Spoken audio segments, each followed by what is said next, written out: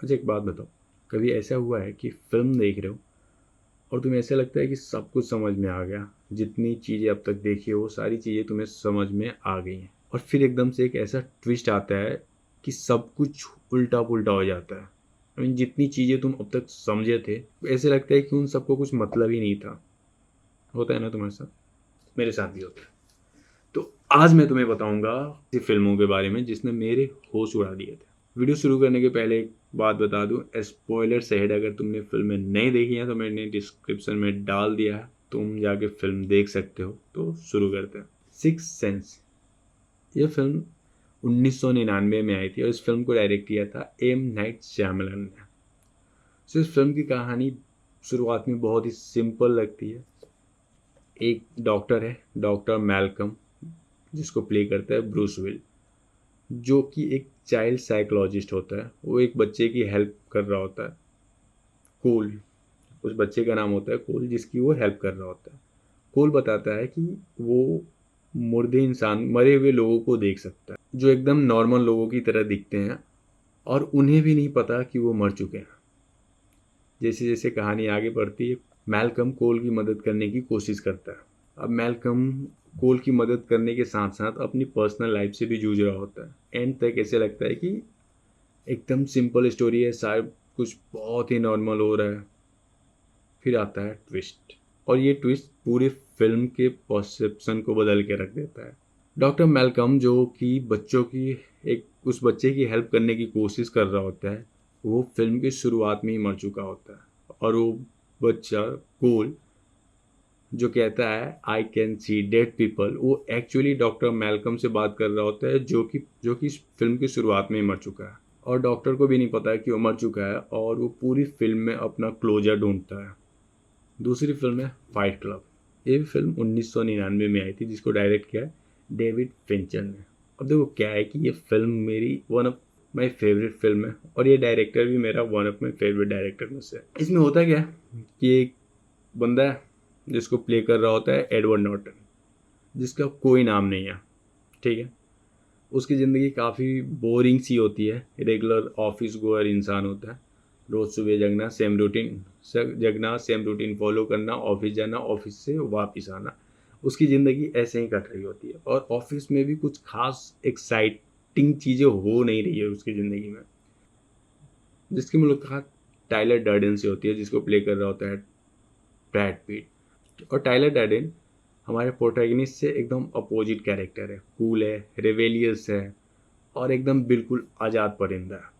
उसकी ज़िंदगी में एक्साइटमेंट ही एक्साइटमेंट है। तो दोनों मिलकर प्लान करते हैं एक फाइट क्लब का। दोनों मिलकर एक फाइट क्लब खोलते हैं, जहाँ पे लोग आके एक दूसरे से लड़ सकते हैं। धीरे धीरे वो कल्ट बन जाता है। और ट्विस्ट तब आता है जब हमारे मेन कैरेक्टर को पता चलता है कि टाइलर नाम का कोई दूसरा शख्स है ही नहीं। असल में टाइलर डर्डेन हमारे प्रोटैगनिस्ट का एक दूसरा पर्सनालिटी होता है, जिसको वो खुद अपनी परेशानियों से बचने के लिए बनाया होता है। और द मोमेंट ये चीज़ें रिवील होती हैं, एज एन ऑडियंस तुम्हारा दिमाग का दही हो जाएगा। और ट्रस्ट में बहुत ही मज़ा आएगा ये फिल्म देखने में, अगर नहीं देखे हो तो जाओ देखो। द प्रेस्टीज, जो कि 2006 में आई थी, और इस फिल्म को डायरेक्ट किया था हम सबके चाहिए थे नोलन चाचा ने, क्रिस्टोफर नोलन ने। तो फिल्म की ट्विस्ट एक जादू सी लगती है, वैसे ही ये पूरी फिल्म एक जादू की ऊपर है। तो बेसिकली दो कैरेक्टर हैं। एक कैरेक्टर को प्ले कर रहा होता है हमारा वुल्वरीन, ह्यू जैकमैन, और दूसरे को हमारा बैटमैन, क्रिश्चियन बेल। तो दोनों मैजिशियन होते हैं, एक दूसरे से बेहतर प्रूफ करने की होड़ में लग जाते हैं कि मैं बेहतर हूँ, और दोनों इसके लिए अलग अलग चीज़ों का इस्तेमाल करते हैं। दोनों एक दूसरे को कंटिन्यू चैलेंज देते रहते हैं। जैसे जैसे लगता है कि एक कैरेक्टर जीत गया, ट्विस्ट अनफोल्ड होती है। पहला ट्विस्ट कि जो हमारे ह्यू जैकमैन का कैरेक्टर है, वो जो मैजिक दिखाता है, उस ट्रिक के लिए वो टेस्ला के एक मशीन का इस्तेमाल करता है, जो कि इंसान को हूबहू क्लोन कर सकता है। दूसरा ट्विस्ट ये होता है, क्रिश्चियन बेल के कैरेक्टर एक्चुअल में वो दो लोग हैं, वो ट्विंस हैं, और इस बात का पता हमें फिल्म के एंड में लगता है। चौथी है शटर आइलैंड। तो शटर आइलैंड 2010 में आई थी, जिसको डायरेक्ट किया था मार्टिन स्कॉर्सेज़ी ने। ये एक बुक के ऊपर बेस्ड है, जिस बुक का भी नाम है शटर आइलैंड। फिल्म में है लियोनार्डो डिकैप्रियो और मार्क रूफेलो। तो बेसिकली इस फिल्म में डिकैप्रियो का जो कैरेक्टर है वो एक यूएस मार्शल का है। डिकैप्रियो मार्क रूफेलो के साथ मिलके एक हॉस्पिटल का इन्वेस्टिगेशन कर रहा होता है।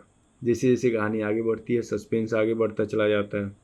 शुरुआत में सब कुछ ठीक लग रहा होता है। इन्वेस्टिगेशन के हिसाब से हमें हमेशा एक कैरेक्टर मिलता है जो कि हमें लगता है कि गलत है। एक वक्त आता है जब हमें लगता है कि इस हॉस्पिटल का डॉक्टर ही गलत है। जितनी सारी चीज़ें हो रही हैं उस सब के लिए जिम्मेदार डॉक्टर है। पर एंड में हमें पता चलता है कि एक्चुअल में डिकैप्रियो खुद एक पेशेंट है और वो एक मेंटल असाइलम में है। ये था माइंड ब्लोइंग मूवी ट्विस्ट जिसने मेरे दिमाग को एकदम हिला कर रख दिया था। तो अगर ये मूवीज़ देखी हो तो तुम बताओ कि तुम्हारा फेवरेट इनमें से कौन सा है और तुम्हें कौन सा ट्विस्ट है जो सबसे ज़्यादा पसंद है। और अगर नहीं देखे हो तो तुम देखो, तुम्हें बहुत ही मज़ा आएगा, बहुत ही पसंद आएगी ये फिल्म। और अगर वीडियो की इस हद तक आ गए हो तो प्लीज़ लाइक कर देना, शेयर कर देना और सब्सक्राइब कर देना।